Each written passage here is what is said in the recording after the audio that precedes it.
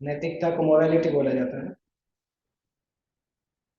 Integrity एक quality है, maturity दूसरी क्वालिटी है, नॉन एनवी तीसरी क्वालिटी है, ऑथेंटिसिटी।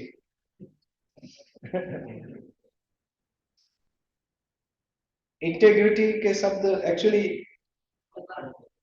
अखंडता, अखंडता क्या कहलाता है? पूर्णता, ईमानदारी, ऑनेस्टी होता है। ओके, अभी हम, आपको समझ में आ गया ना हम क्या बात कर रहे हैं? तो ये तीन गुण होते हैं ट्रस्टवर्दी कैरेक्टर के लिए: integrity, maturity, non envy. Non envy तो पता है, इससे नहीं होना। मैच्योरिटी को परिपक्वता बोलते हैं। इंटेग्रिटी मुझे नहीं पता है क्या है, पर इंटेग्रिटी के सिम्टम्स हम देख सकते हैं। तो अभी हम सबसे पहले डिस्कस करेंगे, हम 6 चीजों को डिस्कस करने वाले हैं: integrity, duplicity, maturity, immaturity, envy, non envy. ये 6 चीजों को डिस्कस करेंगे। तो क्या नहीं होना चाहिए, क्या होना चाहिए, पता चल जाएगा। इन छह के छह के हम सिम्टम्स भी डिस्कस करने वाले हैं।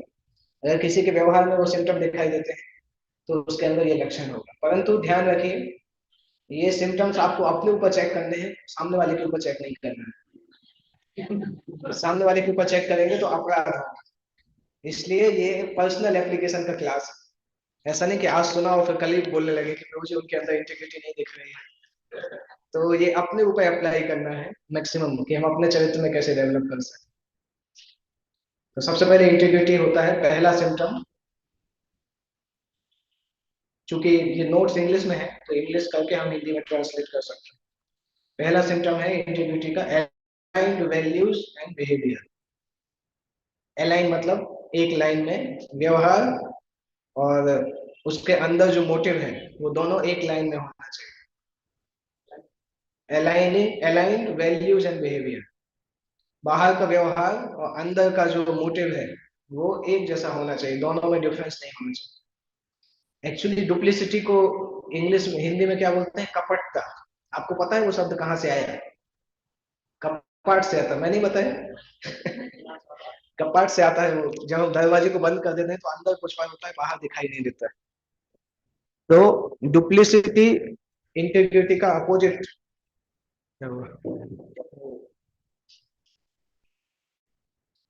कहीं लगाने का नहीं है? कोई बात नहीं।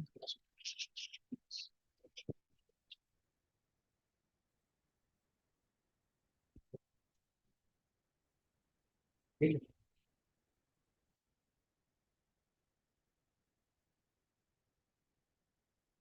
वहां पे नहीं दिखेगा।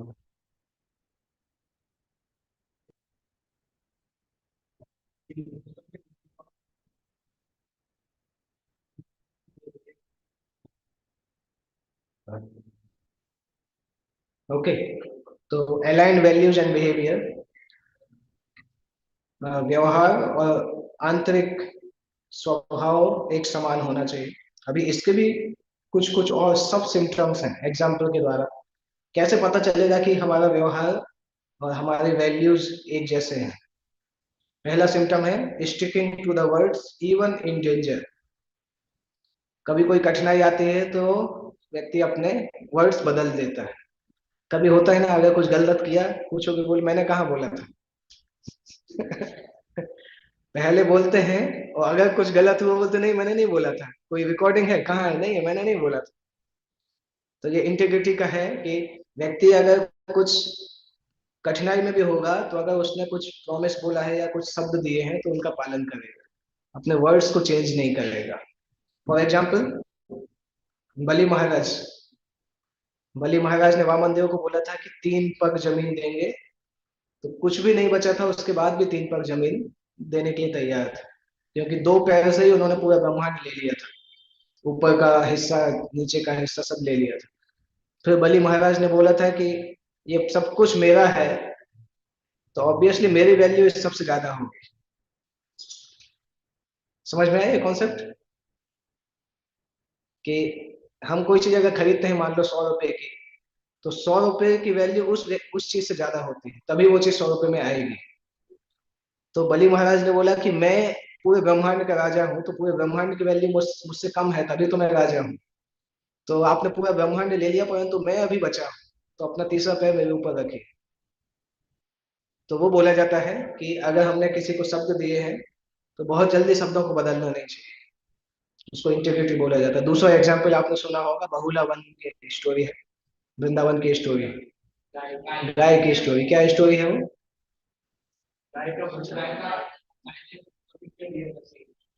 क्या? मैं वापस आऊंगी।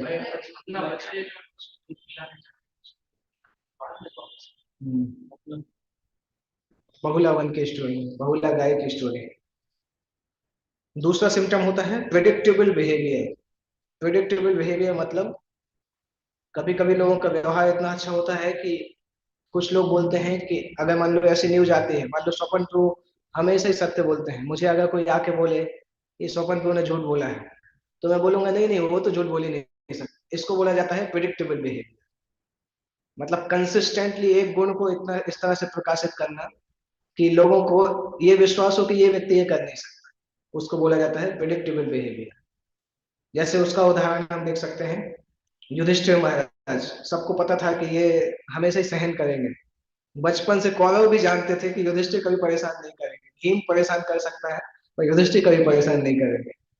उनका चरित्र इतना अच्छा था कि उनके शत्रु लोगों को भी डाउट नहीं होता था, इसलिए उनको अजात शत्रु बोलते थे।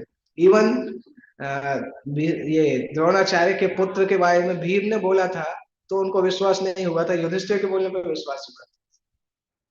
दुर्योधन भी महाभारत में बोलता है कि नहीं, युधिष्ठिर झूठ तो नहीं बोल सकते, चाहे कुछ भी हो, अगर युधिष्ठिर ने किया है तो सही होगा। तो इतना इतना जबरदस्त कैरेक्टर था कि उनके शत्रु लोग भी जानते थे कि ये व्यक्ति गलत नहीं करेगा।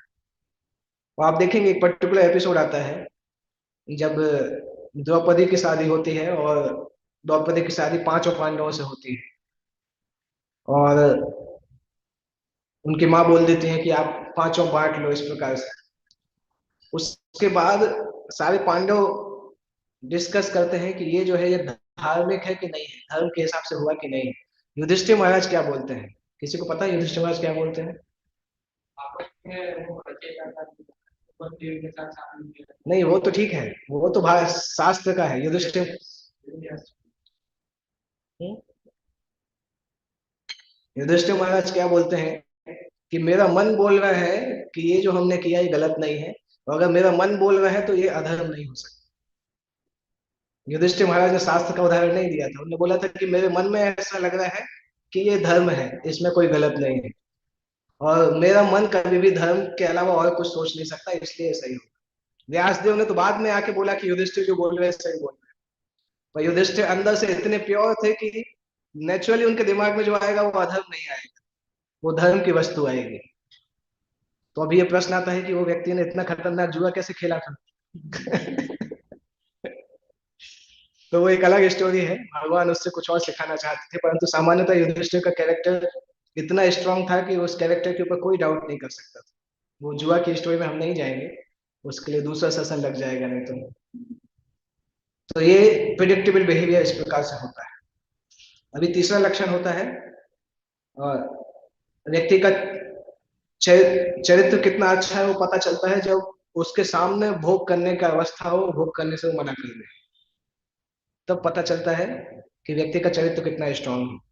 जैसे हरिदास ठाकुर का उदाहरण आता है, हरिदास ठाकुर की प्रोस्टिट्यूट को भेजा गया था, प्रोस्टिट्यूट के बाद उसके पास माया देवी खुद भी आई थी उनके पास, तब भी हरिदास ठाकुर का चरित्र इतना स्ट्रांग था। सामान्यतः क्या बोलता है व्यक्ति, व्यक्ति जब बहुत सारे लोगों के सामने होते हैं ना तो अच्छे से व्यवहार करना बहुत आसान है, जब कोई नहीं हो तब एक्चुअली हमारे अंदर की सबसे बड़ी गंदगी चीज निकल के आती है। जब हम अकेले हो ना, तब हम कितना पालन करते हैं वो पता चलता है। इसलिए हर हर व्यक्ति को पता होता है वो कितना अच्छा साधक है, कितना अच्छा वैष्णव है। दूसरे कितनी तारीफ कर ले, परंतु हमें अपनी हकीकत हमेशा पता होती है, क्योंकि हमें पता है कि जब हम अकेले रहते हैं तो माइंड क्या सोचता है और हम क्या करते हैं। तो वो चीज है कि कि अच्छा कैरेक्टर तभी पता चलता है जब व्यक्ति अकेले में भी उसको पालन करने के लिए तैयार हो। जैसे हरिदास ठाकुर को देखने के लिए कोई नहीं था, और अर्जुन के साथ जब हुआ था, अर्जुन को जब स्वर्गलोक में भेजा गया था, उर्वशी उनके पास आए थे, तब भी अर्जुन ने उनको माँ बोल कह के बुलाया था। तो उसको चरित्र बोला जाता है। सामान्यतः लोग क्या करते हैं कि अकेले जब रहते हैं तो हिपोक्रेसी कर लेते हैं, क्योंकि किसी और को तो पता नहीं चल रहा है। जैसे एकादशी के दिन पानी प्यास लग रही है तो नदी में नहाने जाएंगे, अंदर डुबकी लेके पानी पी लेंगे, किसको दिख रहा है? अभी ऊपर से तो सबको यही पता है कि एकादशी फास्ट है। तो जब कोई व्यक्ति अकेला होता है ना, अगर तब वो हिपोक्रेसी नहीं करता है, दैट मीन्स उसका चरित्र स्ट्रांग। ये तीन लक्षण है। चौथा लक्षण है राइट मोटिवेशन इन एक्शन।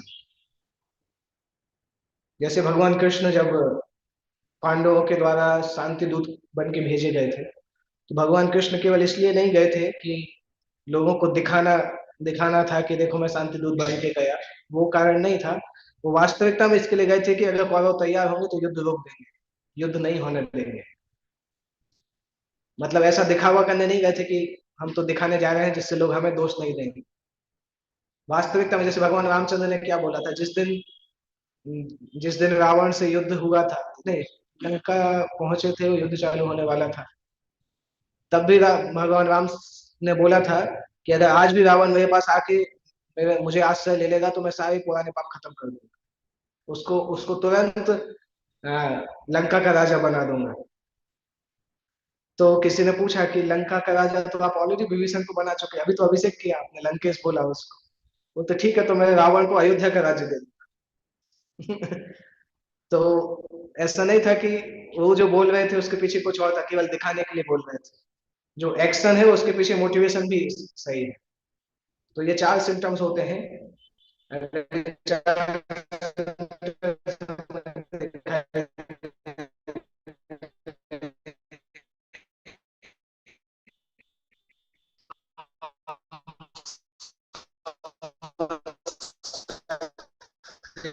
व्यक्ति की वैल्यू और बिहेवियर अलाइंड है। बाहर प्रेडिक्टेबल को हिंदी में पता नहीं क्या बोलते। तीसरा होता है चरित्र ऐसा कि कभी भी व्यक्ति चरित्र से नीचे नहीं गिरे, अकेले में भी। चौथा है जो भी कार्य होता है उसके पीछे जो सोचना है वो शुद्ध होना चाहिए, right motivation in action. Okay, अभी तो हमने इनर वैल्यूज की बात की। इसके बाद नेक्स्ट आता है इंटीग्रिटी में कम्युनिकेशन क्लियर होना चाहिए। कम्युनिकेटिंग क्लियरली एंड ओपनली, उसको इंटीग्रिटी बोला जाता है। कैसे? कभी कभी कुछ लोग होते हैं भक्तों के समाज में भी, मैं नाम लेके तो नहीं बता सकता, पर चूंकि मैं मैनेजमेंट में रहता हूँ तो बहुत सारे ऐसे लोग दिखते हैं जो पॉलिटिकल तरीके से रहते हैं। तो कभी कभी भक्त लोग क्या करते हैं, जब सब भक्त साथ में बैठते हैं तो गायब हो जाते हैं, जब अकेले आते हैं तो सब भक्तों की बुराई करते हैं। परंतु भक्तों के सामने बैठ के भक्त के बारे में बुरा नहीं बोल सकते, क्योंकि वो भक्त सामने बैठा है। तो इसको कम्युनिकेशन, उसमें क्या है, वो सीनियर के पास जाके अपना पक्ष बताएंगे, और जैसे विक्टिम कार्ड होता है ना कि हमें इतना परेशान किया, ये किया, भले ही वो झूठ होगा उसमें, परंतु सबके सामने नहीं बोलेंगे, अकेले व्यक्ति के पास जाके बोलेंगे, फिर बोलेंगे आप हमारे लिए एक्शन लो। तो इसको बोला जाता है आप कम्युनिकेशन के द्वारा लोगों को चीट करने का प्रयास करते हैं। क्योंकि अगर सामने जो जिसके बारे में आप बोल रहे हैं वो सामने बैठे रहेगा तो सच्चाई बता सकता है, तो आपका झूठ पकड़ा जाएगा। इसलिए जब सामने मीटिंग होती है तो नहीं आते हैं, और पीठ पीछे फिर जब अकेले अकेले सबके पास जाके बताते हैं कि हमारे साथ ऐसा हो गया, हमारे साथ ऐसा हो गया। मेरे पास इस प्रकार से आए हो एक बार, तो मैंने उनसे सिर्फ ये पूछा कि जिन जिन का आप नाम ले रहे हो उन सबको मेरे सामने ले आइए, फिर आपको जो बोलना है बोलिए। तो आंसर ही नहीं आया उसके बाद, मेरे पास फोन ही आना बंद हो गया। तो अगर व्यक्ति का मोटिव ठीक नहीं है, अगर व्यक्ति के अंदर इंटीग्रिटी नहीं है, तो वो इन चीजों को मुश्किल तरीके से हैंडल करता है, क्योंकि कम्युनिकेट ठीक से नहीं कर पाता वो। दूसरा एक और एग्जांपल, कभी कभी लोगों को किसी सीनियर के मुंह से हाँ निकलवाना है, तो मैटर उसी तरह से प्रेजेंट करते हैं कि हाँ निकल आए, करते कुछ और है, परंतु प्रेजेंट ऐसे करते हैं कि ठीक है, तो हाँ, हाँ मिल जाएगा। तो ये भी इंटीग्रिटी नहीं कहलाता।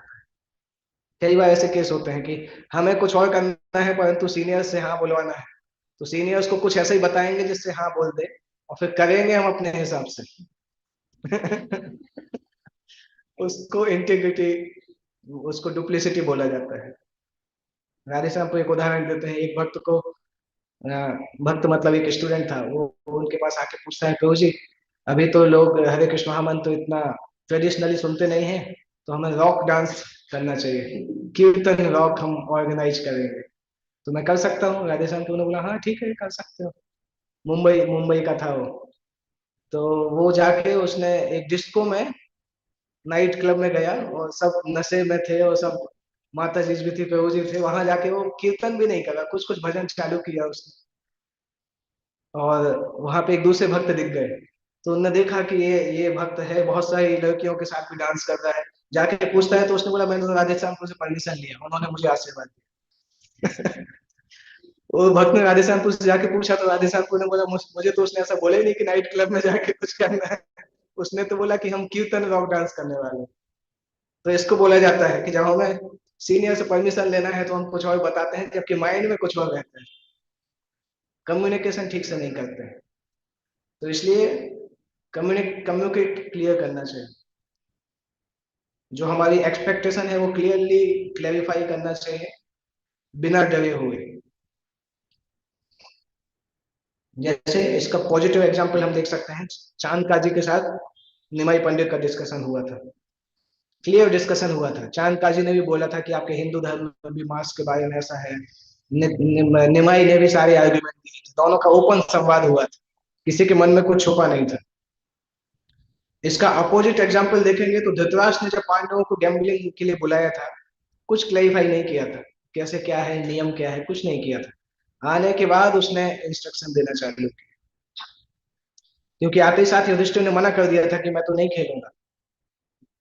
पर युधिष्ठिर ने वो शपथ लिया था कि अपनी सीनियर की बात को कभी भी हाँ ना नहीं बोलेंगे। और फिर धृतराष्ट्र ने जब आदेश दिया तब उन्होंने खेलना चालू किया। तो ये पहला है, कम्युनिकेटिंग क्लियरली का पहला सिम्टम है clarifying expectation honestly.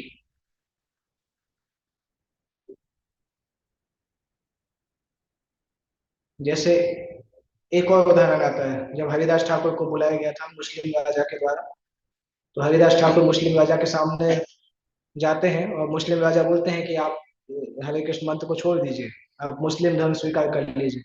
Haridas Thakur सीधा आंसर करते हैं कि नहीं मैं नहीं करूंगा। हरिदास ठाकुर चाहते तो बोल सकते थे, सामने बोल देते कि ठीक है स्वीकार कर लेता हूँ, अंदर अंदर हरे कृष्ण मंत्र करते रहे। परंतु उनने बोला कि आप अगर मेरे शरीर को काट भी देंगे तो मेरे शरीर का हर अंग हरे कृष्ण महामंत्र बोलेगा। इस प्रकार से हरिदास ठाकुर ने जवाब दिया। तो ये पहला सिम्टम है। दूसरा, कभी कभी ऐसा होता है, हम मीटिंग करते हैं, मीटिंग में मिनट्स भी बनाते हैं, परंतु मीटिंग के मिनट्स कभी भी धरातल पे नहीं आते, हवा में रह जाते हैं। ज्यादातर मिनट्स जो हैं वो हवा में रहते हैं। क्यों? क्योंकि मीटिंग में तीन चीजें क्लियर नहीं होती, तीन चीजों को क्लैरिफाई नहीं किया जाता है। क्या करना है, कौन करेगा, कब तक करेगा। कोई भी मीटिंग होती है उसमें ये तीन चीजें क्लियर होनी चाहिए। Who will do, what is to be done, by when he will do. अगर ये तीन चीजें क्लियर नहीं हुई हैं तो मीटिंग का कोई मतलब नहीं है। लास्ट में फिर लोग आके बोलते हैं मैंने तो सोचा था कि आप कर लोगे, तो बोलता है नहीं मैंने, तुमने कहाँ बोला था। कई बार हमारे भक्त समाज में भी ऐसा होता है, हम कोई फेस्टिवल करते हैं, ज्यादातर ऐसे बोला है प्रभु जी मैंने सोचा था आप करोगे, बोलते मैं मुझे कहाँ बोला था, किसी ने बोला ही नहीं था। तो कोई भी मीटिंग होती है उसमें ये तीन चीजें होनी चाहिए। क्या क्या? क्या करना है, कौन करेगा, कब तक करेगा। पिछले हफ्ते हमारी मीटिंग हुई थी ना,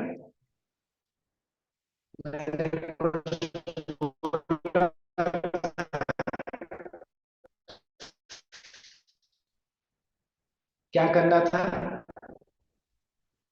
आप लोगों को, डाटा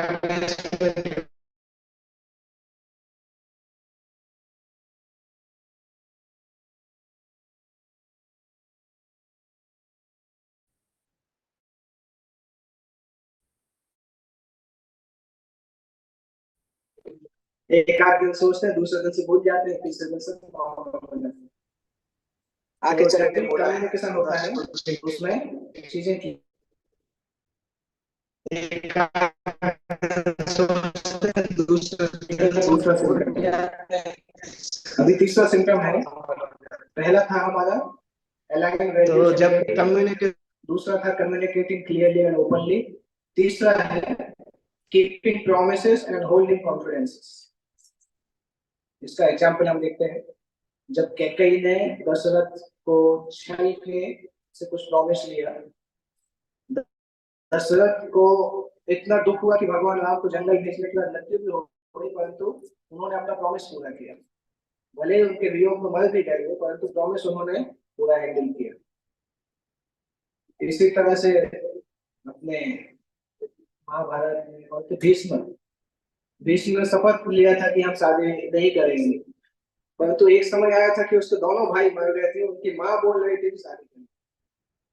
याद है, दोनों भाई की मृत्यु हो गई थी, सत्यवती ने बोला था कि बेटा अभी शादी करें।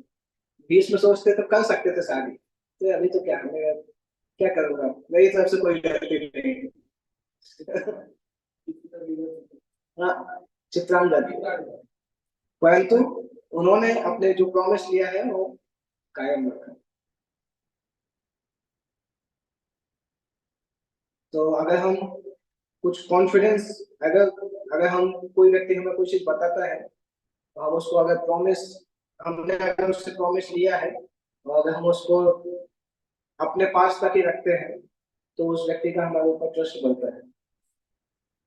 परंतु कॉन्फिडेंशियल चीज का एक नेचर होता है कि हमारे मन में हमेशा कुछ खुजली होती है कि किसी न किसी एक आदमी को तो बता दें कम से कम।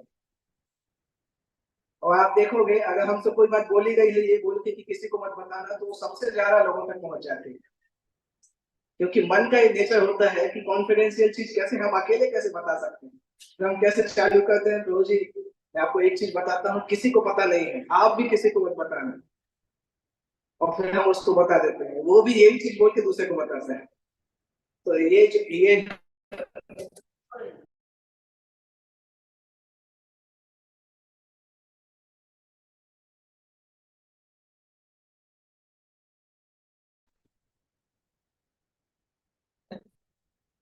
ओके, तो तीसरा है कीपिंग प्रॉमिसेस एंड होल्डिंग कॉन्फिडेंसेस। चौथा है फुलफिलिंग एक्सपेक्टेशन।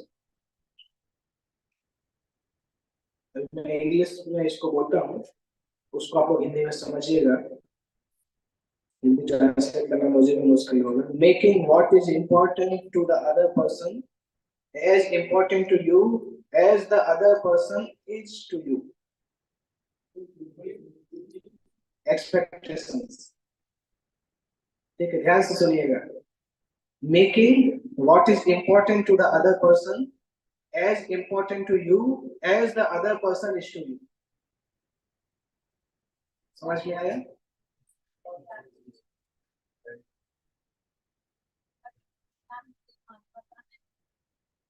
जितना कोई दूसरा व्यक्ति आपके लिए महत्वपूर्ण है, उससे संबंधित वस्तुओं को भी उतने ही महत्वपूर्ण तरीके से लेना चाहिए। जैसे फॉर एग्जाम्पल, कोई एग्जाम्पल बता सकते हैं इसका? सिंपल, राधा कुंड अभी आप होके आएगा, भगवान कृष्ण क्या बोलते हैं, यस्य राधा प्रिया विष्णु तस्या कुंड यथा प्रिया। राधा रानी भगवान कृष्ण को जितनी प्रिय है, उनका कुंड भी उतने ही प्रिय है। वही हम बात कर रहे हैं। और कोई उदाहरण शास्त्रों में?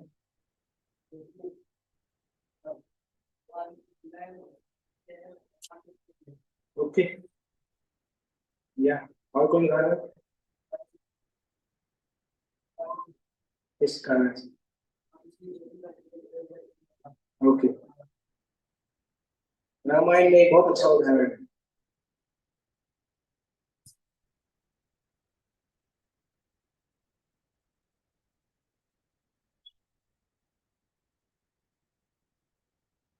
भरत ने भगवान रामचंद्र की पादुका को भगवान रामचंद्र के जैसे ही माना। जैसे राम को रिपोर्ट करना चाहिए था, वैसे ही पादुका को रिपोर्ट करते थे, और पादुका को राजा बना के अयोध्या का राज्य सिंहासन किया। और भरत की अपनी तरफ से इच्छा नहीं थी राज्य करने की, केवल भगवान रामचंद्र की इच्छा थी, इसलिए उन्होंने उनकी इच्छा को अपनी इच्छा बनाई। दूसरा उदाहरण आता है 5वें स्कंद में, राजा प्रियव्रत का उदाहरण। राजा प्रियव्रत अपने गुरु के साथ बैठे हुए, नारद मुनि के साथ बैठे हुए राजा प्रियव्रत वो कर रहे थे, भक्ति में लगे हुए थे, फुल टाइम भक्ति में लगे हुए। उनके पिताजी आते हैं, मनु। आप लोग में से कोई 5वें कैंटो तक पहुंचा है? 5वें स्कंद तक?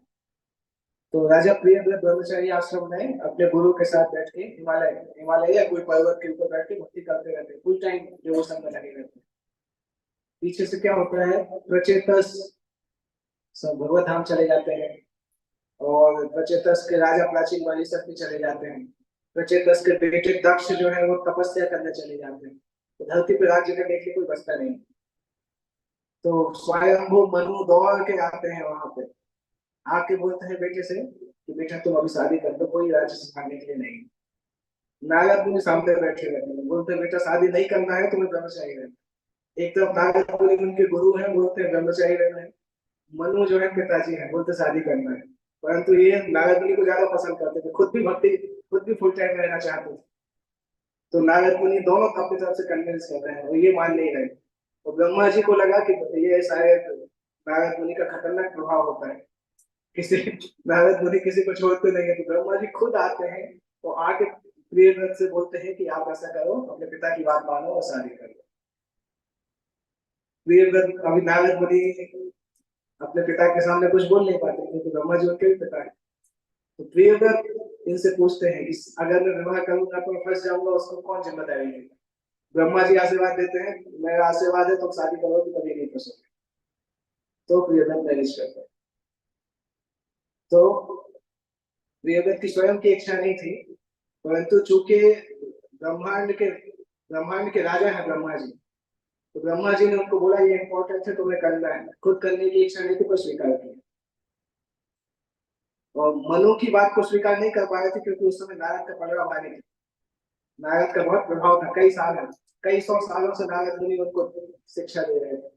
तो फाइनली नारद, ऐसा भी नहीं हुआ कि नारद मुनि ब्रह्मा जी को डांटने लगे। नारद मुनि नाराज नहीं हुए कि अरे तुमने आके मेरे शिष्य को छीन लिया, अच्छा खासा मेरे साथ था। ब्रह्मा जी ने बोला तो ब्रह्मा जी की बात मान के नारद मुनि भी तैयार हो गए। आप पांचवा स्तर पढ़ेंगे, पांचवा स्तर के पहले अध्याय में इसका ये घटना आती है। क्योंकि एकाएक वैक्यूम हो गया था। स्वयं भगवान ने पुत्रों को पैदा किया, उत्तानपाद और ध्रुव इन सबका वंश होके उस लास्ट में प्रचेतस खत्म हो गया। प्रचेतस भगवत धाम चले गए। प्रचेतस के पुत्र के रूप में दक्ष का जन्म हुआ, परंतु दक्ष जन्म लेते ही साथ तपस्या करने चले गए, तो वो वंश खत्म, उत्तानपाद वाला। उसके बाद उनकी तीन पत्नियां जो थी, देवहूति, आहुति, प्रसूति, ये तो अपने अपने घर चले गई। ध्रुव का वंश खत्म हो गया और प्रियव्रत शादी नहीं की अभी तक, तो राज्य कौन चलाएगा। मनु ने आके बोला मैं बूढ़ा हो गया, मैं अभी कहाँ से राज्य करूंगा, तुम्हें राज्य करना चाहिए। और प्रियव्रत बोल रहे थे नहीं मैं राज्य नहीं करूंगा। नारद मुनि उनको बोल रहे थे तुम्हें शादी नहीं करना। तो ब्रह्मा जी को आके बीच में हैंडल करना पड़ा। तो ये तीन चार सिम्टम्स हैं इंटेग्रिटी के, नहीं और भी सात सात सिम्टम्स हैं। ओके, पांचवा सिम्टम है can admit personal difficulties and seek help. व्यक्ति को अगर कुछ कठिनाई हो रही है तो उसको स्वीकार करना चाहिए। सामान्यतः हमारा जो फॉल्स ईगो है वो हमें अलाउ नहीं करता है कि हम अपने मिस्टेक को स्वीकार करें या अपनी गलती को एडमिट करें। उस लिमिट तक कि अगर कोई व्यक्ति हमसे बोलता भी है कि भगवान जी आपने ये गलती की, आपके अंदर ये मिस्टेक है, तो हम कुछ ना कुछ तरीका निकाल के जस्टिफाई करने का प्रयास करते हैं। एक्चुअली मेरी गलती नहीं है, ये किसी और के द्वारा ऐसा हुआ, मैंने तो कुछ नहीं किया।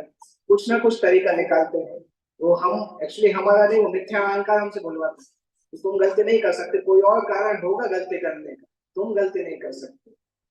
तो अपने स्वयं की गलती स्वीकार करके मदद मांगना अपने आप में इंटीग्रिटी का एक लक्षण होता है।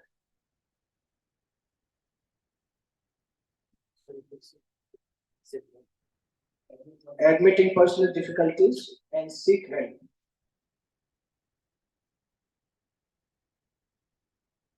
सामान्यतः जब कोई व्यक्ति गलती करता है सबसे पहले ये देखता है कि किसी ने देखा तो नहीं।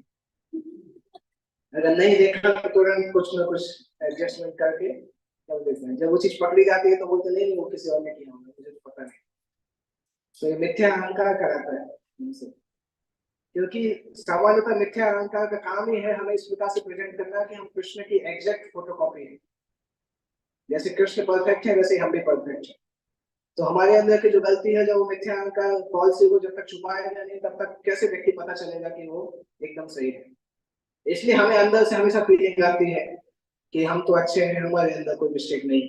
इसलिए लोग भक्ति स्वीकार करने में कठिनाई होती है, क्योंकि भक्ति में हम पहली बार ही बोलते हैं तुम्हारे अंदर क्या गलती है। और फॉल्स ईगो एक्सेप्ट नहीं करता है कि गलती कैसे हो सकती है, हमारे अंदर होती नहीं है गलती। तो इसलिए वो लोगों के अंदर रेजिस्टेंस आता है भक्ति को स्वीकार करने का, क्योंकि भक्ति डायरेक्टली फॉल्स ईगो को काटने का प्रयास करती है। सबसे पहले हम ये बोलते हैं कि तुम बॉस नहीं हो, तुम दास हो। तो फॉल्स ईगो क्या बोलता है, कैसे दास है, तो बॉस है। वो सबसे पहला होता है। दूसरा, भक्ति हमसे बोलता है तुम्हारे अंदर चार कमियां हैं। पहले ही सेशन में हम बता देते हैं हर बद्ध जीव के अंदर चार कमियां हैं। फॉल्स ईगो बोलता है कमियां कहाँ, हमारे अंदर कोई कमी हो ही नहीं सकती। इसलिए आप देखेंगे इनिशियली जो सेशन होता है उसमें लोग बहुत रजिस्ट करते हैं, क्योंकि फॉल्स ईगो उनको ये चीज एक्सेप्ट नहीं करने देता है। और जो उसको आजकल के कॉर्पोरेट की दुनिया में क्या बोलते हैं, सेल्फ कॉन्फिडेंस बोलते हैं, या अपने ऊपर बोलते हैं कि हमें अपने ऊपर इतना आत्मसम्मान होना चाहिए। आत्मसम्मान एक अच्छा शब्द है, परंतु आत्मसम्मान मतलब आत्मा का सम्मान। परंतु जब अभी जो आत्मसम्मान यूज करते हैं वो बॉडी के लिए यूज करते हैं। सेल्फ कॉन्फिडेंस बोलते हैं, परंतु उनको पता ही नहीं सेल्फ है क्या। सेल्फ का तो मतलब ही आत्मा होता है। तो ये सारे शब्द सुनने में बहुत अच्छे लगते हैं, परंतु ये सारे शब्दों का मीनिंग लोगों को पता नहीं होता है। ये सारे शब्दों के रूप में लोग अपने फॉल्स ईगो को संतुष्ट करते रहते हैं। कोई बोलते हैं हमें ऐसा डांट दिया कि हमारा आत्मसम्मान में बात आ गई। आत्मसम्मान फॉल्स ईगो है एक्चुअली। नहीं तो जो हरिदास ठाकुर जैसे भक्त होते हैं उनको तो डांटा के 22 मार के तो मारा गया उनको, तब भी उनको कुछ, तब भी वो बोल रहे थे कि इसके साथ अच्छा हूं। तो कई बार लोग फॉल्स ईगो को आत्मसम्मान से आइडेंटिफाई करते हैं, दोनों अलग अलग चीजें हैं। फॉल्स ईगो शरीर के आधार अंतर पे है, आत्मसम्मान आत्मा के ऊपर है, वहां पे आदमी है। तो इसका एक सिम्टम होता है इम्पोर्टेंट, जब हम गलती करते हैं तो हमें माफी मांगनी चाहिए, apologising sincerely when we make a mistake. ये पहला एक बिहेवियर में दिखाई देता है, दिखना चाहिए। कई बार सीनियर्स हमसे बोलते भी हैं कि आपने मिस्टेक की है तो सबके सामने माफी मांगो। कितना कठिन होता है वो चीज। ऐसा लगता है कि जाके नदी में कूद के डूब जाओ, परंतु सबके सामने माफी नहीं मांग सकते। उसमें अगर कोई एक दो ऐसे भक्त बैठे हो जो जिनसे आपकी बनती नहीं हो, तो माफी मांगना और मुश्किल हो जाता है। क्योंकि जे क्योंकि अपोलोजाइज करना मतलब फॉल्स ईगो को नीचे लेके आना, और बद्ध आत्मा को पसंद नहीं उसका फॉल्स ईगो नीचे आए। संभव हम अपने आप को हमेशा ही सही मानते रहते हैं, माफी मांगेंगे तब भी बोलेंगे वो तो सब लोग खड़े थे इसलिए माफी मांग लिया। क्योंकि फॉल्स ईगो कभी हमें प्रूफ ही नहीं करने देता है कि हम गलत नहीं हो सकते। इतना खतरनाक फॉल्स ईगो हमारे अंदर होता है। और ये फॉल्स ईगो छोटी सी एज से चालू हो जाता है। तो हम सोचते हैं छोटे बच्चों में फॉल्स ईगो नहीं होता है, पर छोटी छोटी एज से चालू हो जाता है। कैसे सिम्टम देख सकते हैं, 3-4 साल का बच्चा भी अगर रहता है ना, वो अटेंशन सीकिंग होता है, कुछ ना कुछ काम करता है कि सभी लोग उसकी तरफ देखें। वो फॉल्स ईगो का लक्षण है। एक्चुअली मिथ्या अहंकार उस एज से एक्टिव हो जाता है। व्यक्ति दिखाना चाहता है कि मैं सबके सेंटर ऑफ अट्रैक्शन होना चाहिए, ये अपने आप में फॉल्स ईगो का लक्षण है। उतनी छोटी एज में उसका व्यवहार डेवलप नहीं हुआ तो फॉल्स ईगो दिखना स्टार्ट हो जाता है। और फॉल्स ईगो हम कैच भी नहीं कर पाते जब तक हम भक्ति में सीरियस नहीं होते, तब तक हम कैच नहीं कर पाते कि हम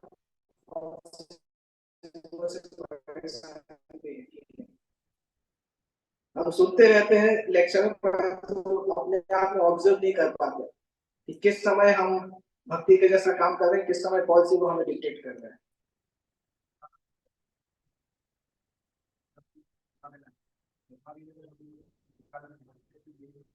सबसे अच्छा कौन सा सूट करता है? हाँ, पॉलिसी को, पॉलिसी को इतना बड़ा टॉपिक है कि भक्ति में उससे ज्यादा सीरियस कोई है ही नहीं। Lust, anger, greed, pride, envy, illusion, policy के सामने कुछ नहीं है। पॉलिसी को हमारा मेन वो है, मेन ट्रबल मेकर। क्योंकि फॉल्सी को मतलब मिसप्लेस्ड आइडेंटिटी, हम अपने आप को कृष्णदास नहीं समझ रहे। ये भौतिक जगत रियलिटी रियलिटी वाला है। हाँ, यहाँ पे जितना सही है उतना गलत है, जितना खराब है उतना अच्छा अच्छा है। तो मैंने एक लेक्चर सुना था उसमें ऐसा कि जितना आपका फॉल्स ईगो बड़ा होगा वो जब टूटेगा उतने बड़े विक्रम और भक्त बनेंगे। तो जैसे कि दक्ष महाराज का एग्जाम्पल, दक्ष महाराज का ईगो बहुत था, वो फिर टूटा तो फिर वो भक्त बने। तो अगर हमें विक्रम बनना है तो फिर फॉल्स ईगो। दक्ष महाराज का कौन सा एग्जाम्पल आप बोल रहे हैं? दक्ष महाराज जो ईगो वाला था, और रुद्र जो आए थे उनका सर काट के थे, उनका वो टाइम पे वो उनका जो ईगो था वो टूटा था ऐसा। आपने भागवत नहीं पढ़ा छठवें स्कंद तक? एक लेक्चर में मैंने उनका ईगो टूटा नहीं था। छठवें स्कंद में प्रभुपाद लिखते हैं कि वो मान गए थे, परंतु भगवान विष्णु से प्रार्थना किया, उसके बाद उन्होंने नारद मुनि को फिर से साथ दिया। अगर विनम्र बन जाते, शंकर जी को भक्त समझ के अगर स्वीकार कर चुके, तो अगले 2 घंटों बाद नारद को क्यों साथ देते? परंतु पता नहीं था क्या कि नारद जी महाजन है। आप वहां पे पढ़िए, बच्चों का अफेक्शन किससे आया? फॉल्स ईगो से ही आया ना। प्रभुपाद जी वहां लिखते हैं कि शंकर जी के लिए अपराध करने का ये फल हुआ कि भगवान विष्णु का जब दर्शन किया, भगवान विष्णु ने उनको भक्ति नहीं दिया, उनको एक कन्या दे दी कि सीखे आप फिर से सृष्टि बनाएंगे। प्रभुपाद जी लिखते हैं विष्णु जी चाहते थे उनको भक्ति दे सकते थे, परंतु शंकर जी से किया हुआ अपराध पूरी तरह से खत्म नहीं हुआ था इनकी, इसलिए इनकी भौतिक इच्छा को भगवान विष्णु ने खत्म नहीं किया। और वो अपराध इस तरह से रहा कि अगले एक दूसरे महाजन को साथ दे दिया। पहले एक महाजन के से उनका सिर कटा, तो दूसरे महाजन को फिर से साथ दे दिया। तो विनम्र नहीं हुए थे। अभी ये एस्पेक्ट में देख रहे तो इनको जितना होगा फॉल्स ईगो टूटता नहीं है, ये कॉन्सेप्ट मैंने कभी सुना नहीं। फॉल्स ईगो तोड़ना बहुत कठिन होता है, उसको मिनिमाइज, घुलना पड़ता है। फॉल्स ईगो एकाएक ऐसा नहीं टूटेगा कि कोई ने बच्चों डाल दिया और पूरा टूट गया, ऐसा नहीं होगा। बहुत बड़ा है, जैसे टिप ऑफ द आइसबर्ग होता है ना, हमें केवल ऊपर आइसबर्ग दिखता है, उसका टिप कई कई किलोमीटर तक नीचे होता है। तो फॉल्स ईगो के जो हम सिम्टम देख रहे हैं ना, ये तो बहुत छोटे छोटे सिम्टम।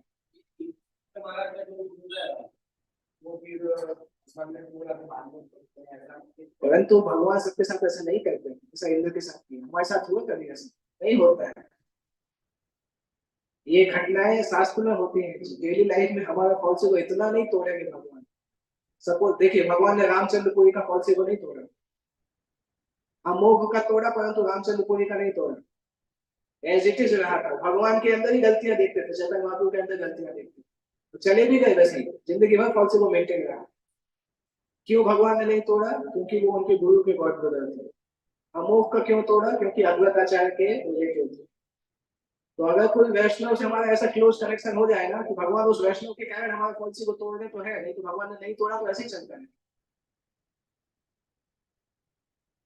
तो रास्ता कठिन है, फॉल्स ईगो को इतना बड़ा बनाओ कि विनम्र हो जाए, मुश्किल है।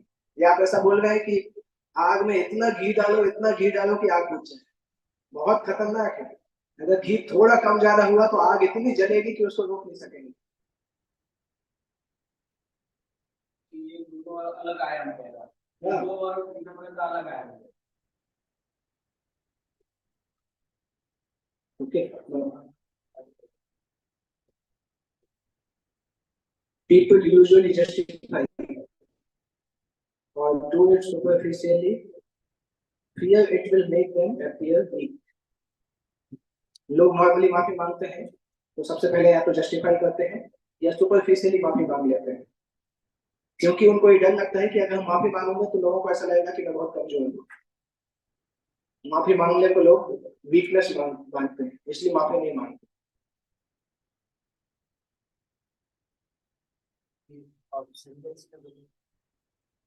कौन सा? Apologizing sincerely when you make a mistake. Okay, 9:16 हो गया है, खत्म करना चाहिए।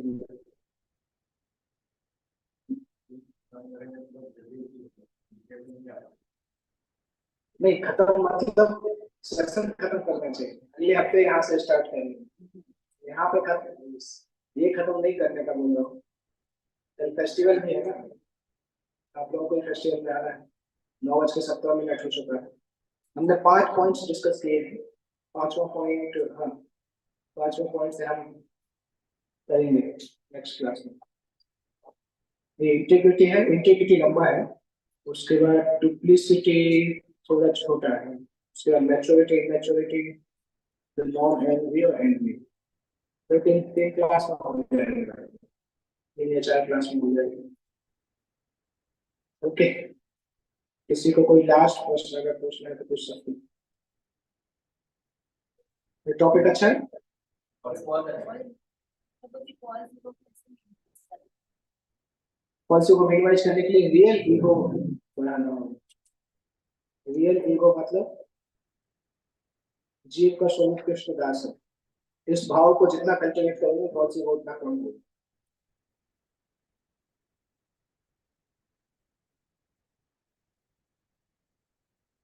आप लोगों को एक बुक पढ़ना चाहिए, अगर कोई माया को बंदा हो जाएगा तो खरीद के ला सकते हैं। देव की माता जी ने एक बुक लिखा है, पॉलिसी को, पॉलिसी को our constant companion and real trouble maker, ये बुक का टाइटल है। वृंदावन में तो हो सकता है नहीं भी मिले, माया को मिलेगी। हाँ, वृंदावन में देव की देवी दासी, false ego our constant companion and trouble maker, ये टॉपिक है उसका। बहुत अच्छी बुक है, बहुत डिटेल्ड एनालिसिस है फॉल्स ईगो।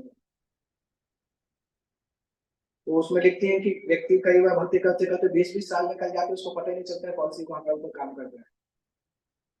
वो सच भी है। फॉल्स ईगो को आइडेंटिफाई करना इतना मुश्किल है, उसको दूर करना तो दूर की बात है। ओके, कभी कभी ऐसा होता है कि ऐसे वक्तों के साथ है तो कुछ बातें हो जाती है।